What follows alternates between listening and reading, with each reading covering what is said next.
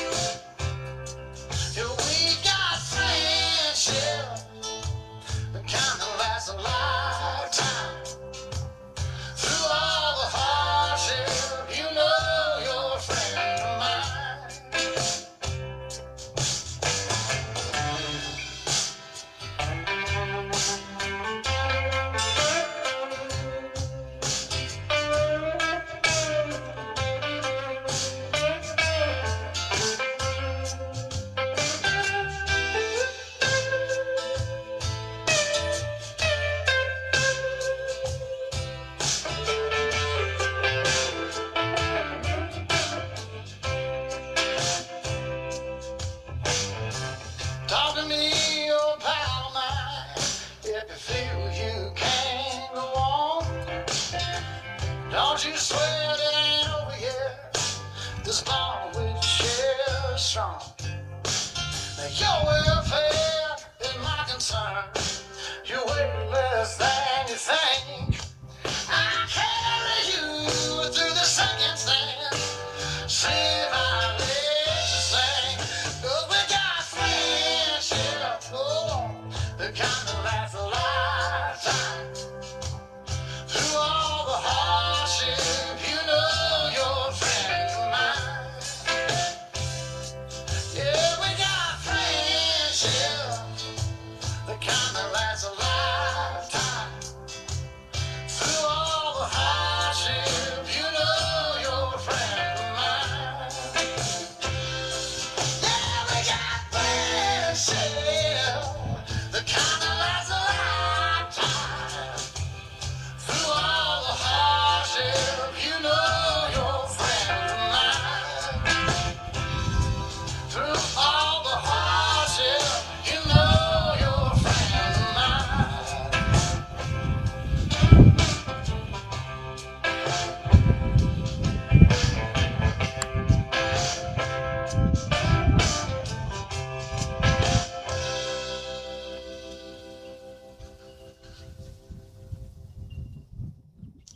Welcome. My name's Barbara Cowley and I'd like to extend a warm and heartfelt welcome to each of you as we gather to celebrate the life of Robert Leslie Bailey, affectionately known as Beatle.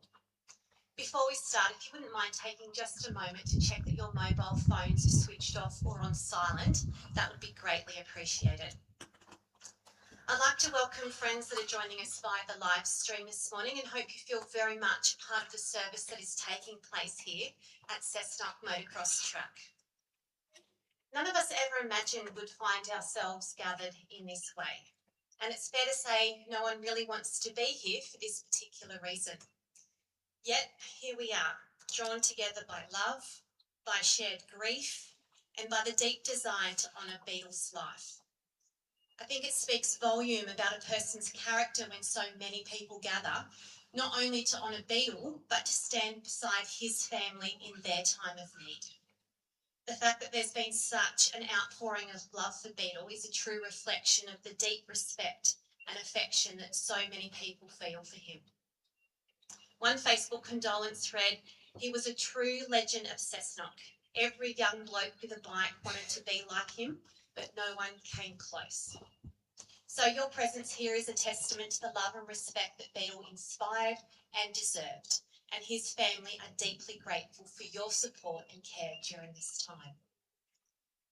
Today is about remembering and celebrating the man Beatle was, a devoted husband to Michelle, a proud and loving father to Aaron, Karina and Cameron, a granddad to Avaleigh and Lilah, with one more on the way, and, of course, a mate.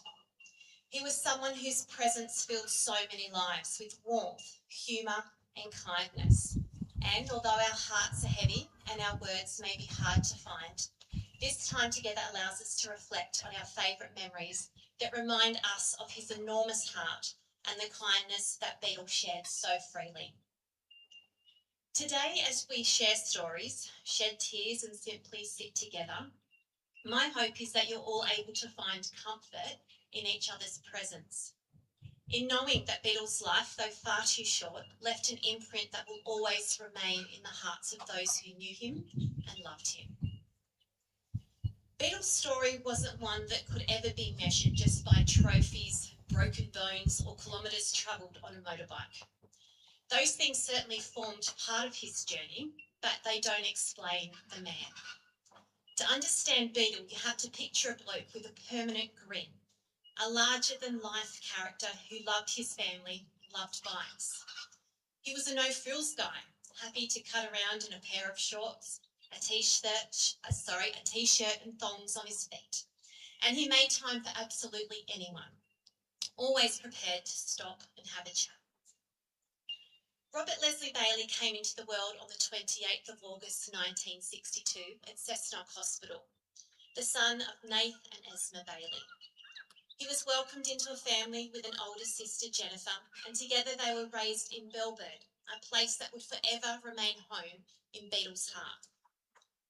Growing up in Bellbird, Beatle attended West Cessnock Primary School, and it was there that a nickname was born, one that would stay with him for the rest of his life.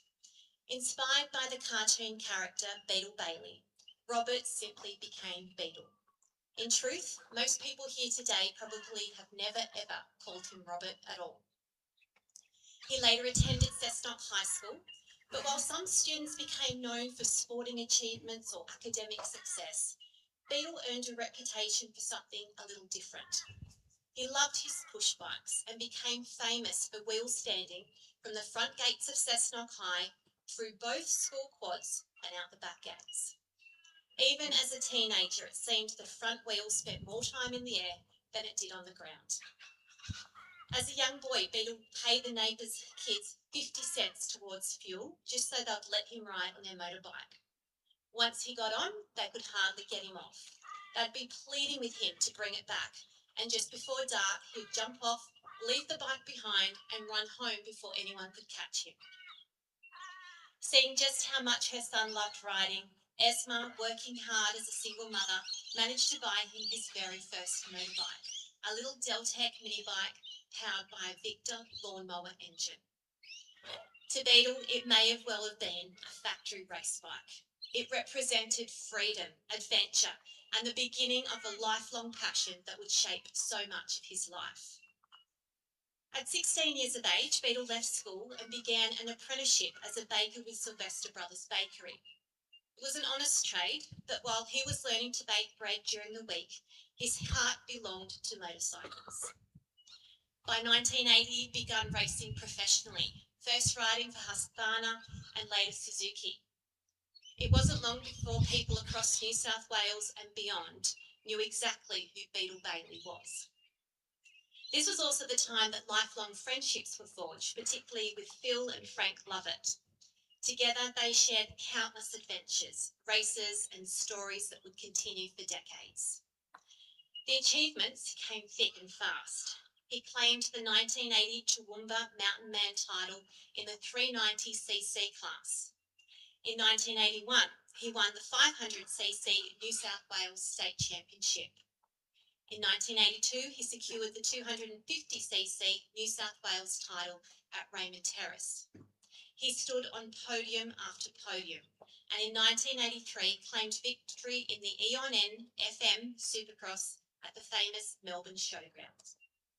The following year, he finished second in the Tycoon Grand National Hill Climb at Cessnock.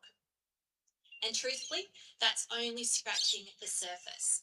The list of trophies and titles is simply too long to mention. One of the highlights of his racing career came in 1984 when he travelled to Chelsea in England to compete against 30 of the world's best riders. To finish ninth on that stage was an extraordinary achievement for a bloke from Bellbird.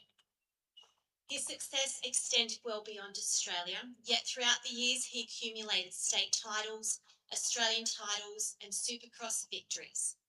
Perhaps one of his most famous achievements was setting the Australian wheel stand record, riding a Suzuki 250 on one wheel for an astonishing 18 kilometres at the Canterbury Racecourse. Not only did he get to keep the 250 that he broke the record on, he also earned himself a Suzuki television commercial, becoming one of the faces of the brand. Life couldn't have looked much brighter. But as every rider knows, motorcycles can give you incredible highs and devastating lows. During a Supercross race at the Melbourne Showgrounds, Beatle crashed and broke his leg. Over the following 18 months, he managed to break that same leg another 2 times. Eventually, the injuries forced him to make one of the hardest decisions of his life. Professional racing had come to an end. Most people would have seen that as the end of a dream. Beatle simply saw it as a time for his next adventure. He stepped away from racing and took a job as a salesman at Fraser Motorcycles in Broadmeadow. Surrounded by bikes every day was probably the next best thing to riding them. But fate wasn't finished testing him. While riding in Queensland, Beatle was involved in a horrific accident caused by a careless driver. The injuries were catastrophic. He suffered a broken back, a broken jaw, and broken legs. For 3 weeks, he was paralysed from the waist down before feeling slowly began to return. He spent 4 months in a spinal unit at Brisbane Hospital, followed by another 18 months recovering. During that time, he had to learn to walk all over again. Again, many people would have allowed that accident to define the rest of their lives. Not Beatle. He simply got back up. Every setback became another challenge to overcome. Every obstacle became another story to tell. And every time life knocked him down, somehow he found a way to overcome. Once again, Beatle changed careers. This time he drove road trains interstate. In 1988, he began working at Pelton Washery, and not long afterwards, in 1999, he proudly brought his first home in Bellbird, the place where memories would be made. Projects would never quite be finished, bikes would always be parked somewhere nearby, and friends would always and forever feel welcome. If the first half of Beatle's life was defined by speed, competition, and determination, the second half would become about something even more important: family. In 1991, life introduced him to the woman who would become his greatest teammate, Michelle Howard. The two quickly realised they found something special. They became engaged the following year and were married in March of 1993. Anyone who knew Beatle and Michelle knew they simply worked. Michelle understood his love of bikes, his need to always be doing something, and his endless ability to fill every spare minute of every day. She also knew that trying to convince him to ever put on a jumper was usually a waste of breath. Whenever she'd tell him, "You really should put on a jumper," he'd reply, never changed, "Feel me, I'm hot." It was classic Beatle. Not long after their wedding, their greatest adventures arrived. In January of 1994, Aaron was born. Then, in June of 1997, Karina completed their family. Being a husband and father became Beatle's proudest roles. As the kids were growing up, Beatle's interests were jet skiing, gardening, building outdoor furniture, renovating the family home and backyard. The family enjoyed riding jet skis at Nelson's Bay with the Post family and countless hours on the water while Beatle and his mate Mick disappeared across the river on their jet skis. And of course, it wouldn't be Beatle without another accident. In 1998, he was retrenched from Pelton before returning the following year on a casual basis. That same year, while riding a friend's jet ski on the Morpeth River, he managed to crash into a tree on the riverbank, breaking his wrist and adding yet another fracture to an already impressive collection. For most people, a broken wrist would have again been enough to slow them down. Not Beatle. In 1999, he commenced work in the coal industry at Ravensworth East before moving to Mount Owen, where he would spend the next 23 years building a career and lifelong friendships. Life, however, continued to bring both joy and heartbreak. In November of 2001, Beatle lost his beloved sister Jennifer to breast cancer. Then in April of 2014, he farewelled his mum, Esther. Her passing was one of the greatest losses of his life. She'd been his biggest supporter from the very beginning, the woman who had worked hard to buy that first little mini bike all those years earlier, and who had supported him through every milestone thereafter. Although the losses hurt deeply, Beatle continued to do what he'd always done. He'd pick himself up, dust himself off, and keep going. As Aaron and Karina grew older, Beatle bought them motorbikes and taught them both to ride. It was about sharing the thing he loved most with his kids. Before long, that familiar spark returned for him too, and Beatle bought himself a KTM 525 and headed back into the bush trail riding. Then came KTM 530 a payment for all the hard work that he and Michelle had put into investment properties over the years. Trail riding quickly turned into competition again, and before long he found himself racing in a 6-day enduro event in Queensland. For his 50th birthday, Michelle, Aaron and Karina surprised him with the bike he'd been quietly hinting at for months, a KTM 500 6-day enduro. This triggered him to want to race again, but in the enduro world. Soon he and Karina were travelling Australia, competing in the Australian Off-Road Championships. For 4 years they shared race meetings, campgrounds, victories, friendships and memories that neither of them will ever forget. Phil Lovett later invited Beatle to compete in the annual Australian Postie Bike Grand Prix. Over the years he raced this event with Cade, then went on to team up as a father and daughter duo, racing alongside Karina. Then the tables turned. Beatle became Karina and Sophie's bitch,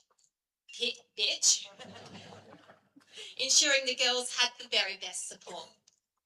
He probably wasn't the world's greatest spectator though. Truth be told, he'd much rather have been on the bike himself. He loved motorsport in every form, from Formula One, V8 supercars, MotoGP and motocross. If it had wheels and went fast, Beatle was interested. After 23 years in mining, in December of 2022, Beatle decided the time was right in his life to retire from working. This gave Beatle more time to enjoy his new interests, which included weekends away in motorhome, e-bike riding and adventure bike riding with a few of his closest mates. He was the busiest retired bloke and would often say he never knew how he had time to work. In recent times, you'd find Beatle out riding the Bellbird bush tracks that, according to Beatle, practically belonged to him anyway. His mates joked that he had a built-in GPS because nobody knew those Bellbird trails better than he did. In reality, he'd cut most of them himself. And if rain was forecast, you'd often hear him smiling and saying, "If the rain gods could drop 10 mil tonight, we'll have perfect riding conditions. Chalky mud cake, no dust." Those who knew him best will remember far more than just bikes. They'll remember a bloke who never met a stranger. His favourite saying was, "There's no strangers in the world, just friends you haven't met yet." And he genuinely believed it. His family would often wonder how he seemed to know everyone wherever they went. The truth was, he didn't. Half the people he'd stopped to talk to were complete strangers only moments before. By the time the conversation finished, they'd become mates. He was a practical joker, forever stirring someone up. He would help anyone who needed it. He believed in doing things properly, hated cheating, and never cut corners. He was honest, loyal, and hardworking. And whether he was sitting beside a fire with a cold beer, sharing a box of Jat's biscuits with the dogs while watching the sun disappear behind his favourite mountain, or riding another bush trail with mates, Beatle was exactly where he wanted to be. He lived life on his own terms. He loved deeply. He laughed often. He chased adventure until his very last day. Beatle's children have written some of their own personal stories and memories of their dad that they've asked that I share on their behalf this morning.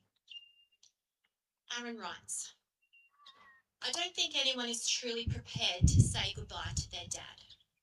I've started this speech 100 times in my head, but no words ever seem enough to explain what my dad meant to me.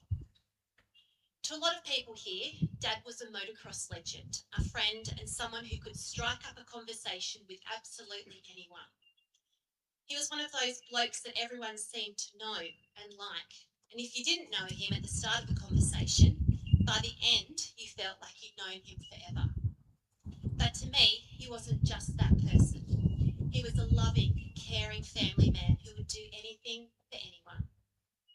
He was just Dad, my dad. Over the past few weeks, so many people have shared stories about the incredible things he did and the person he was. For me, I never really stopped to notice those things because that was just who he was every single day. He helped people. He helped us. He always showed up, especially when you needed him most. I was lucky enough to grow up with someone who quietly taught me how to be a good person, simply by the way he lived. Growing up, I had so many memories of Dad. Surprisingly, not many are actually about bikes. Although when I did buy one from him, it really just gave him an excuse to upgrade to a newer model. Every now and then I agreed to go for a trail ride with him, but before we left, I would always remind him, Dad, I don't like hills or sandy tracks. Somehow the only words he seemed to hear were hills and sandy tracks, because that's exactly where we'd start every ride. Safe to say that was both the beginning and the end of my motorbike riding days. When I think about home, I think about everything Dad built with his own hands. He transformed our backyard from a patch of grass into the family home we all loved spending time in. He built a greenhouse and would make plant cuttings off one $2 plant, and those plants wrap around the pool yard to this day. He put the pool in and even built not one but 3 putting greens. Of course, 2 greens had to continue next door to Mama's, where you had to chip the ball over the fence. Having Dad's mum living next door meant there was always something happening. Would ride our bikes around Mama's yard, jump the tabletop jump Dad made, and spend hours outside. Looking back, it was such a special way to grow up.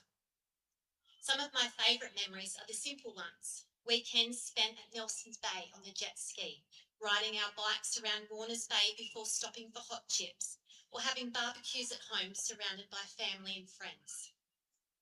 At the time, they just felt like normal weekends. But now I realise they were the moments that made our childhood so special. There was also the one and only time I got on the back of Dad's motorbike on the road. Before we headed off, he told me, when we go around the corners, lean with me. So I did, until it didn't feel right and I instinctively leaned the opposite way. I don't think either of us enjoyed that corner. Dad worked harder than anyone I've ever known. He worked so Mum could stay home with us kids, and he never complained. Everything he did was for his family. He wasn't working to buy things. He was working to build a life for us. He showed us what it means to put your family first, to work hard, to be generous, and to face life with a positive attitude. Those are the lessons I'll carry with me forever. Dad, thank you for giving us a childhood full of adventure, laughter, and love. Thank you for showing us what kindness looks like, what hard work looks like, and what it means to always turn up for the people you love. You weren't just admired for your success on a motorbike. You were admired because of the man you were. I promise you that I will look after Mum and Karina for you. I'll know we'll think of you every time we hear a bike start, spend a weekend at Nelson's Bay, walk through the backyard you built, or see someone stop to help a stranger. You'll always be with us in those moments, one step ahead. I love you, Dad, and I always will. Karina wrote, to my dad, my best friend, my absolute world. I don't know where to start. You were more than just your average dad. You taught me everything. You let me do crazy stuff and you let me make mistakes so that I would learn. Most of the time, that was the hard way, and I know it was because you wanted to make me a better person. I loved all the adventures you took me on, from being a little girl following you around on the Pee-wee 50 that you bought for us kids. You couldn't keep me off it.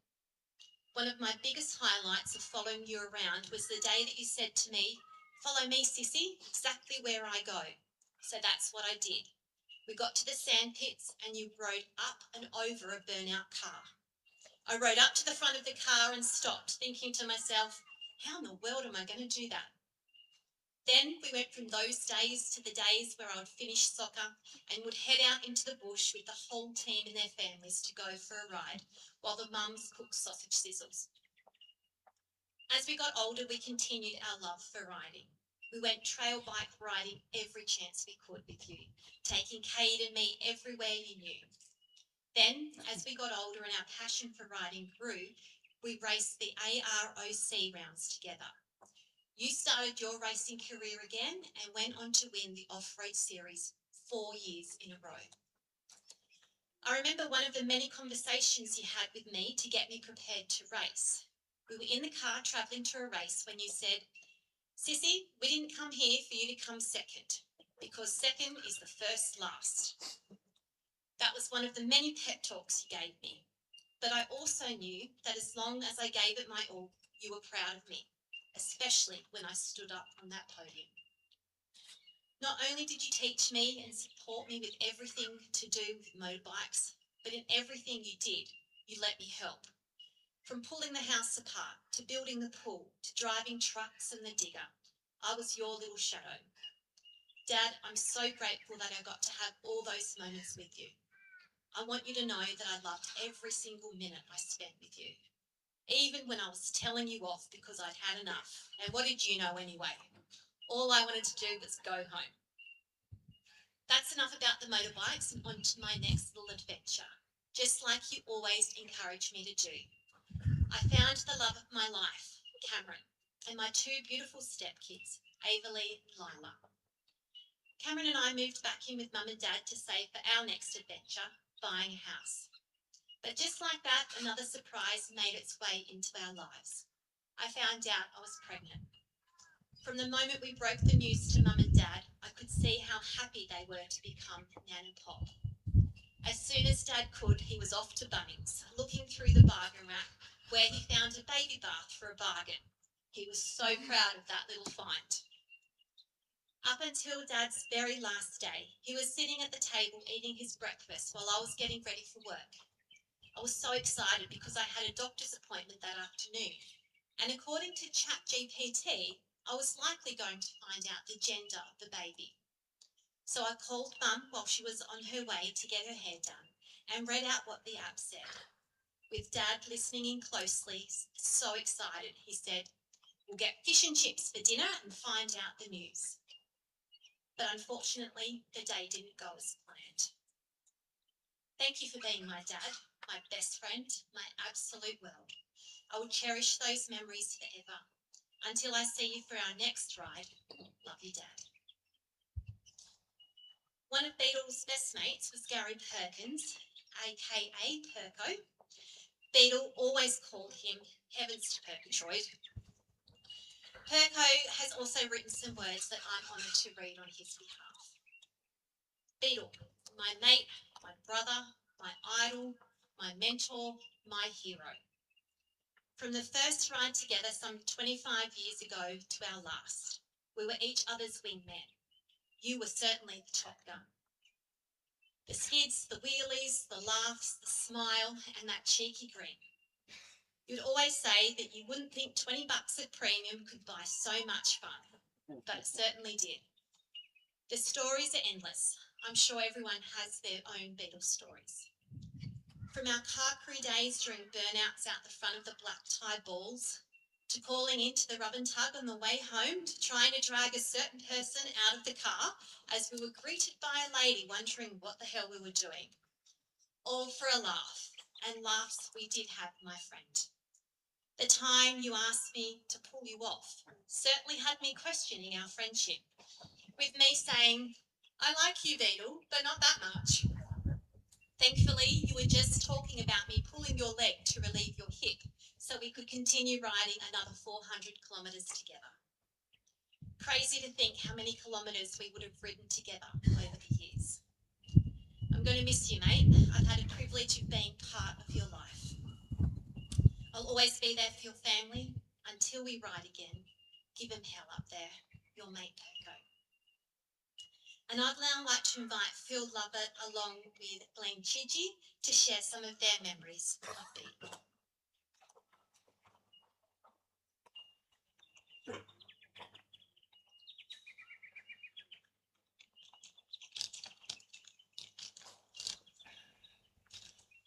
Thanks everybody for coming.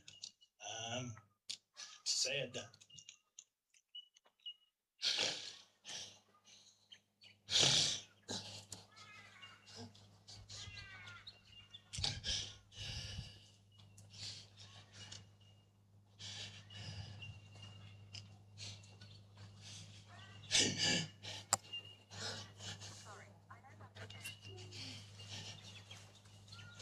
Bloody all right, didn't you? I first met Beatle out at Sandpits when he was about 15. I was racing around, practicing, and there was this young guy, Jason.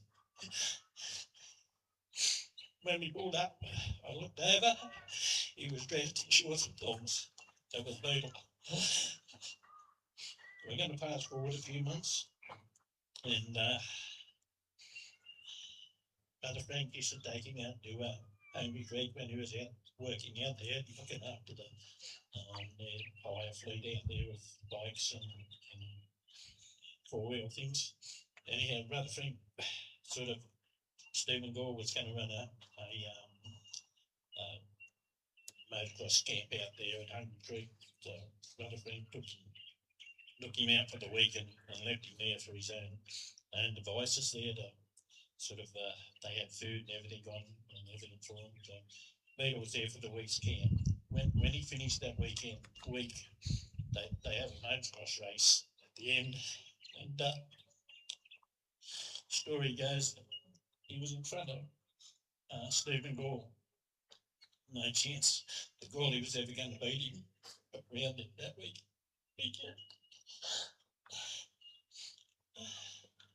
Anyhow, Stephen's asked me to read a few words out.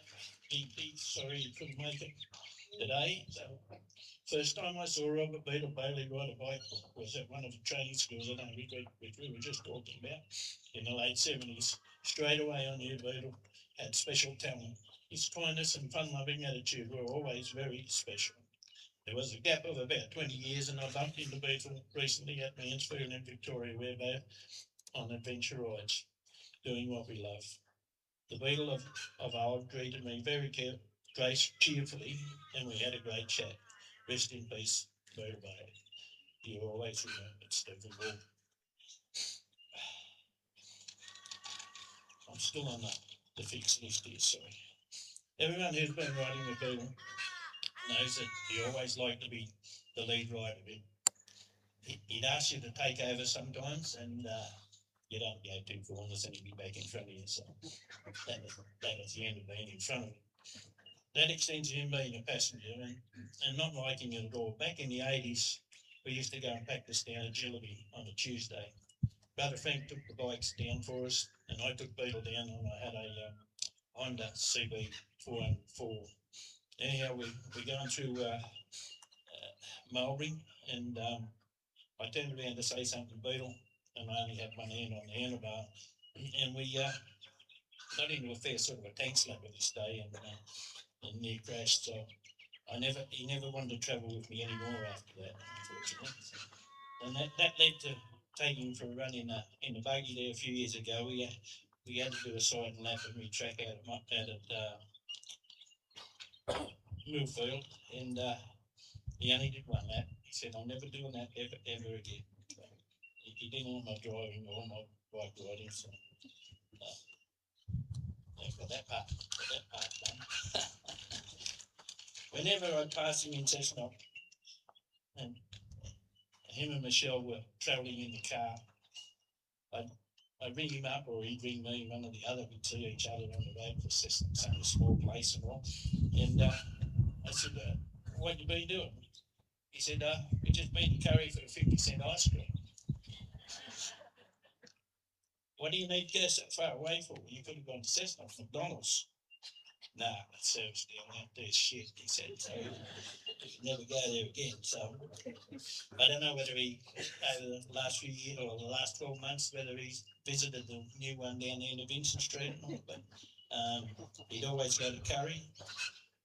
He'd go to Hogsworth at the Bay. Remember Michelle and the family would go up there. The one at Maitland closed down, so then they went to the Bay. Or was it Newcastle? Bay was the most one. Bay. So there was always a trip to the Bay. So, and we'd see each other on the road at times, and it was good to have a yak, and then he'd say I'd have to go home and get brownie points up.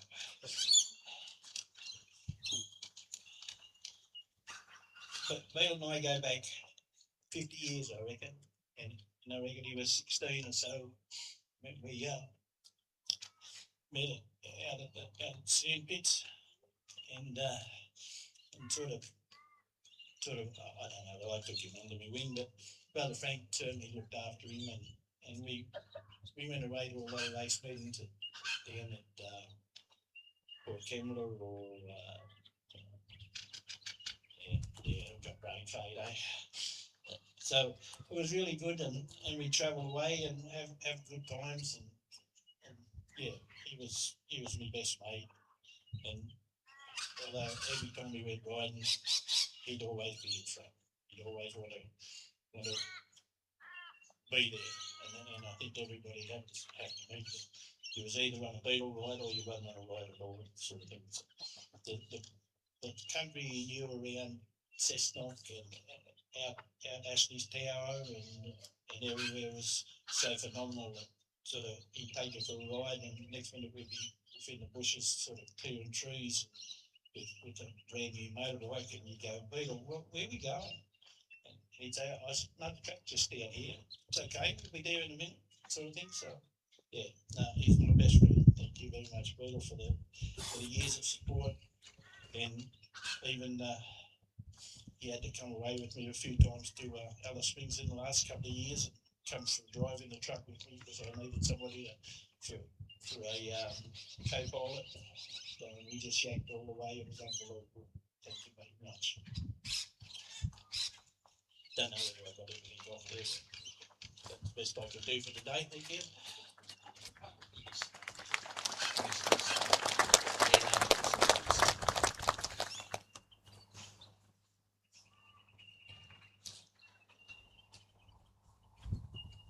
Riding this today is probably as difficult as riding up the gnarliest hill, rutted out in Erzberg.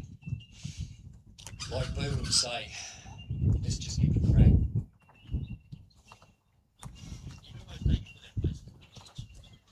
He was a legend for that.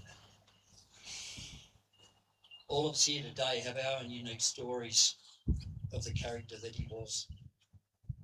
Well, where do you start? Here are some words. Hard-working, loyal, and bloody stubborn. But also caring, do anything for you type of guy. They had a big heart for his family, friends, and the people he would meet in everyday life.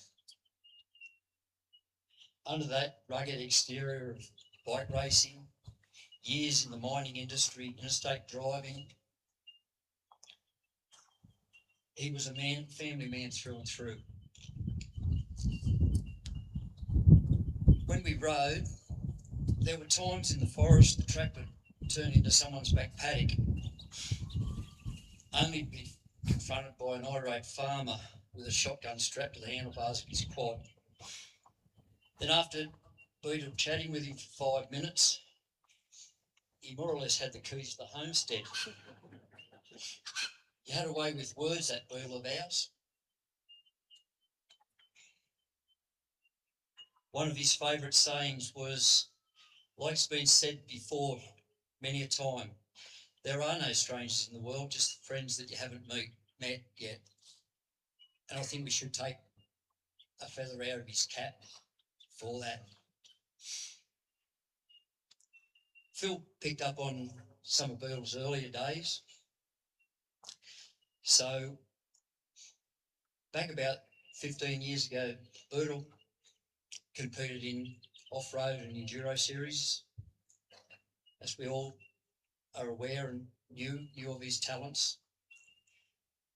It was a family affair, with Beatle passing his skills on to Karina, who successfully competed in off-road events also. Not to mention around this time, Michelle buying him a surprise limited edition 6-day 500 for his birthday, which literally brought him to tears in Phil's shop, I believe, at that time. He was on his knees at the base of that motorcycle.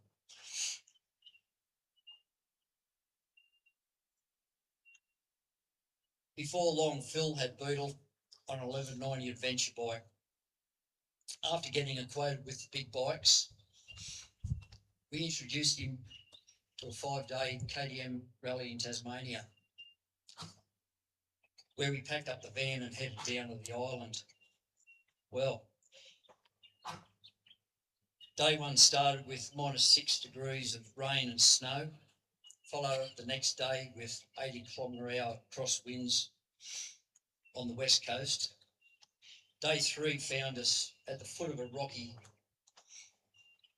hill with about 60 bikes and riders stopped, left, contemplating. Birdle pushed his way to the front of the queue and said, "What's all the fuss about, boys?" with a smile on his face. And in true Birdle form, launched his way up that 100-metre rock-laden hill with Phil and myself in tow so we can get left behind. No doubt, there was a lot of late arrivals in Hobart that night. Birdle's retirement, you'd give him a call. If he didn't answer, you knew he was on the bike. And you'd get a call at the end of the day just to confirm that. Well, that was a bloody great ride.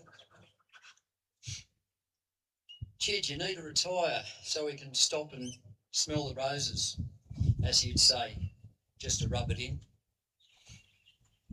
There were still plenty of days that we rode together. We'd head out, returning back 500 kilometres later with a demolished back tyre, rain, hail or shine, he'd be saying, "How good was that?" Around these parts, there's not a track trail or even some virgin bush that Beetle hasn't ridden on. So if you're out there,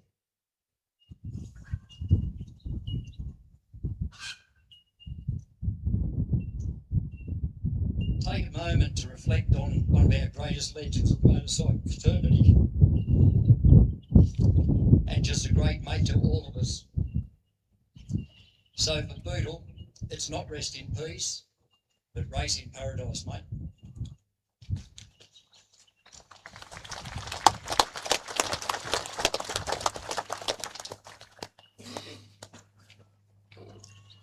Beetle's family invited you to join them at Valley Brew House, formerly Potter's Brewery, at the end of this morning's service to share some refreshments and more time together.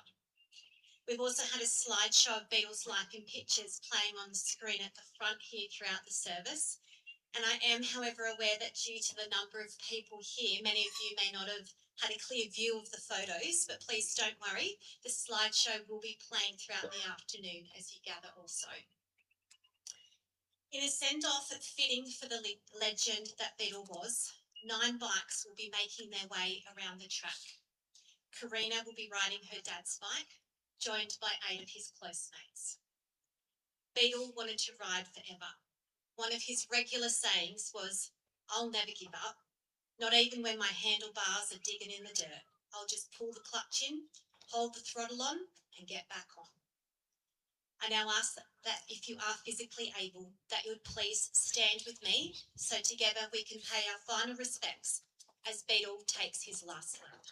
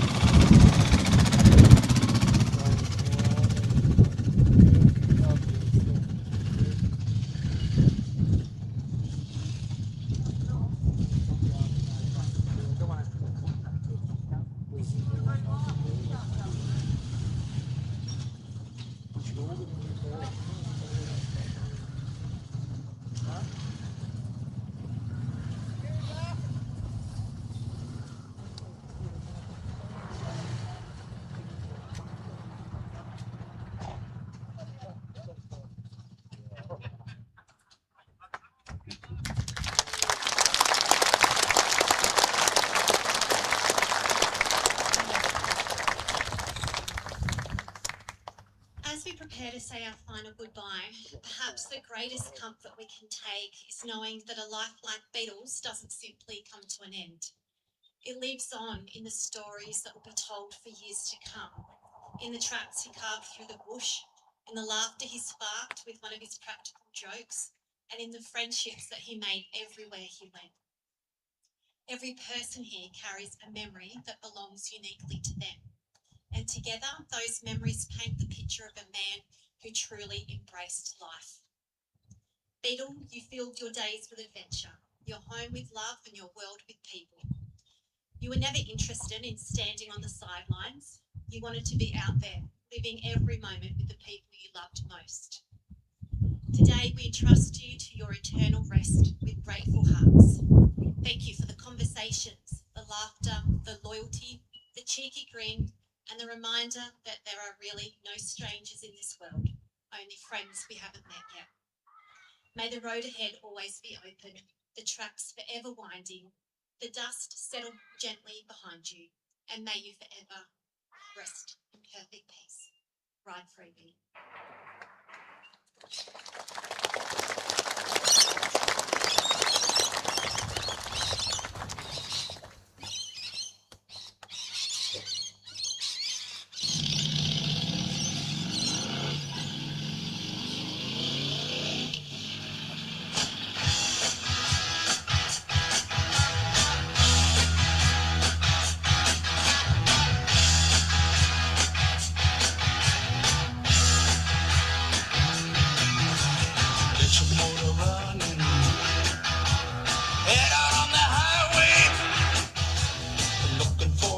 adventure in whatever comes our way.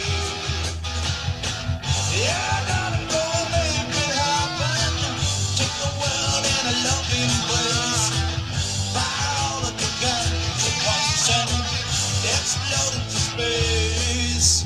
I like smoking lightning, heavy metal thunder, racing with the wind, and the feeling that I'm under.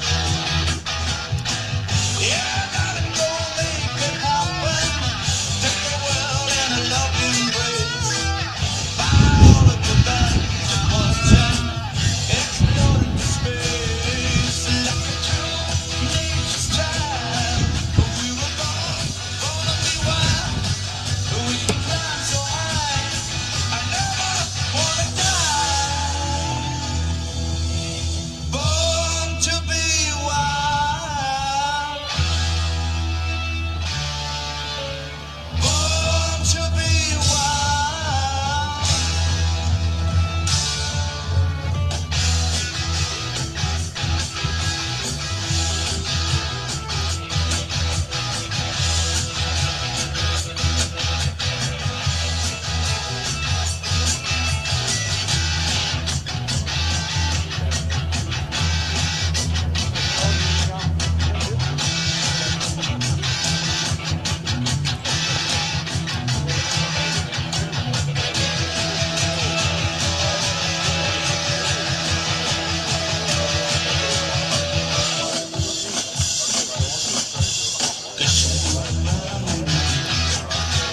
Head out on the highway, looking for adventure, and whatever comes our way.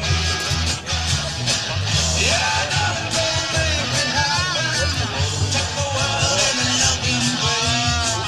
Fire all of your guns at once and explode into space. And like a true nature's child, we were born to be wild. We can climb so high, I never wanna die. Born to be wild. Born to be wild.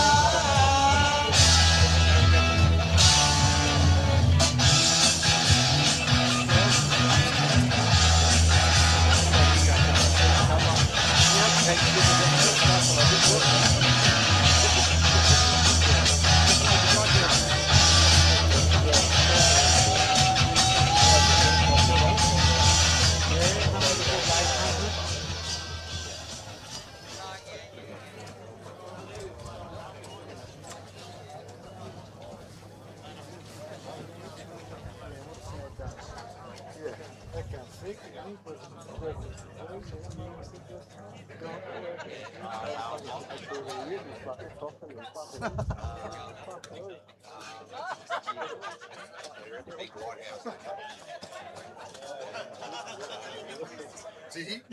My uncle was